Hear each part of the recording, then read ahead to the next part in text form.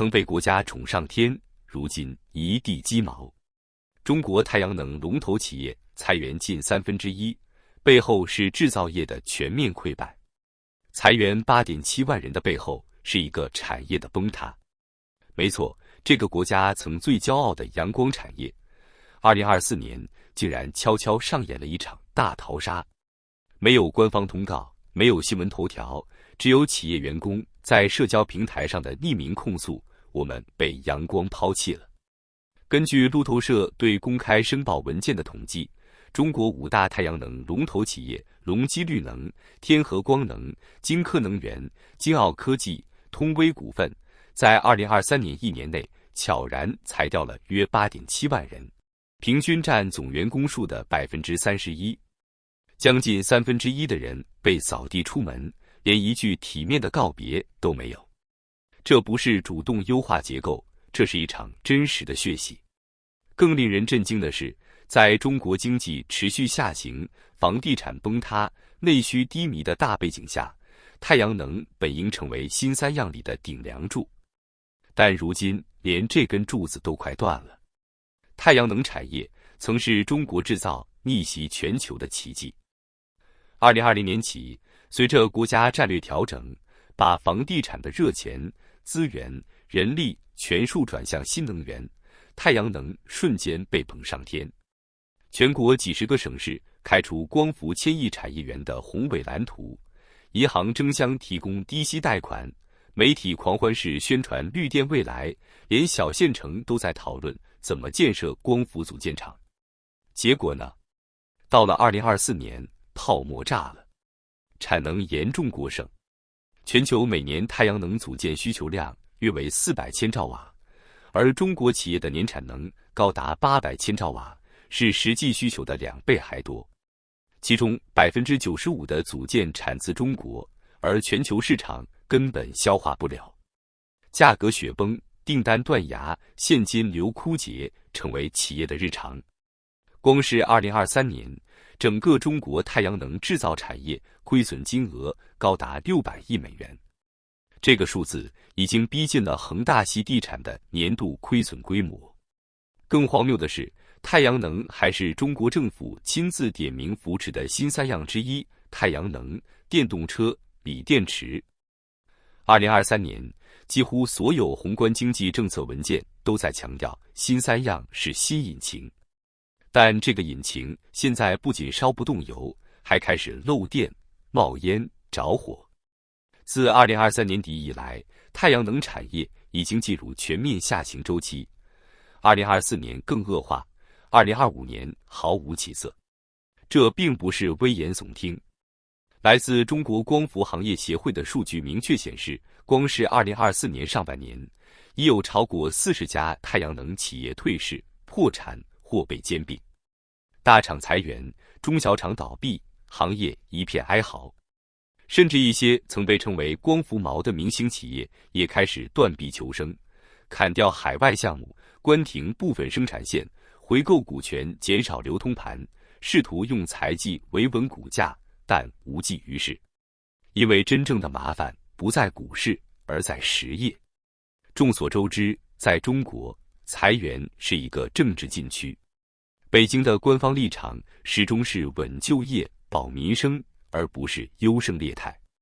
所以，即便是龙头企业，也不能公开宣布裁员。除了隆基绿能承认裁员5%，其余4家全都闭口不谈。面对路透社采访请求，统统拒绝回复。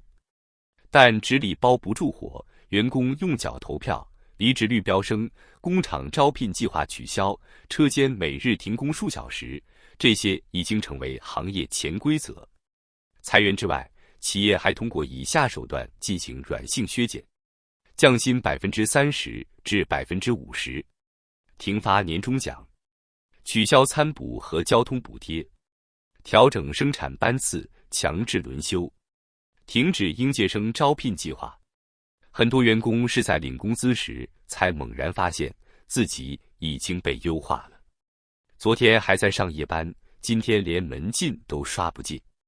这是一位通威股份生产线员工在社交媒体上写下的话。他的账号2天后被封禁，帖子也被删除，但留言区仍留下一片诡异的沉默。很多人可能以为企业裁员是市场选择，错了。在中国，企业想裁员得先斗赢政府。2025年开始，国家发改委突然收紧政策，所有新增太阳能产线项目必须获得口头同意。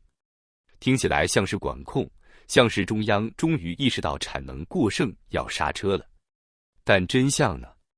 政策收紧是一回事，地方政府是否执行是另一回事。因为对大多数地方政府而言，太阳能不只是产业，而是政绩工具。你想想，一个地级市官员拿不到房地产收入了，想升迁就必须靠产业搞 GDP 搞就业。你说不准建新产线，那我就改名字，拆分项目，变相审批。于是发改委2月函暂停扩建，6月天合光能董事长在行业会议上承认，很多项目还是在偷偷上。这不是阳奉阴违，这是活下去的本能。官员要升职，企业要贷款，银行要利润，大家都必须继续演下去。即使明知在浪费资源、制造债务、透支未来，也不能停。去产能，不可能的，地方根本不配合。有分析师说了句非常扎心的真话：我们从未见过一个产业，整个行业连续1年半处于现金亏损状态。这不是亏一点点，这是全面崩盘。就以太阳能电池片为例，2022年毛利率还能达到 25%， 到2024年第一季度直接跌到 5% 以下。某些产品甚至卖一片亏1毛，越生产越赔钱。可你猜怎么着？企业还得继续干，因为停产就是裁员，裁员就会被地方政府问责，还会被银行催债。继续开工，至少还能拿到补贴、续命贷款，员工还能混口饭吃。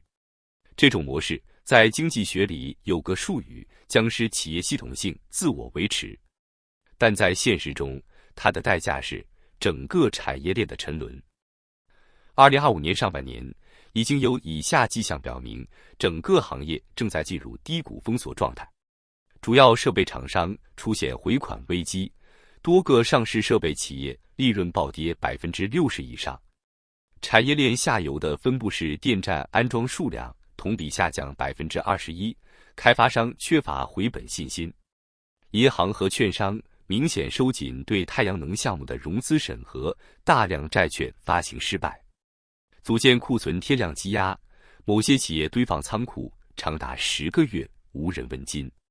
光伏原材料价格也跌出了白菜价，硅料从2022年的最高300元每公斤跌到2024年仅剩50元，跌幅超过 80%。但哪怕如此也卖不动。这不是一场短期调整，这是一场结构性悲剧。太阳能不是孤立，它只是中国制造业整体困境的放大镜。你能看到所有问题都在这个行业集中体现。高层盲目定战略，疯狂鼓励扩产；中层官员只看 KPI， 拼命上项目；银行低息放贷，助推产能膨胀；企业之间价格内卷，自杀式竞争；监管滞后失能，等行业爆炸才想整顿；媒体被全面封口，坏消息只能靠外媒报道。一个原本具有全球领先优势的战略性产业，最后变成了制造债务、掩盖危机的黑洞。这一切终究会反噬国家自身。阳光背后的阴影会蔓延到哪里？2025年下半年，业界普遍预期将有更大规模的整合潮到来。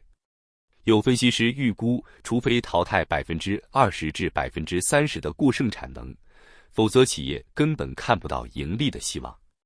但问题来了，哪家企业先关厂？哪个地方政府愿意牺牲本地龙头？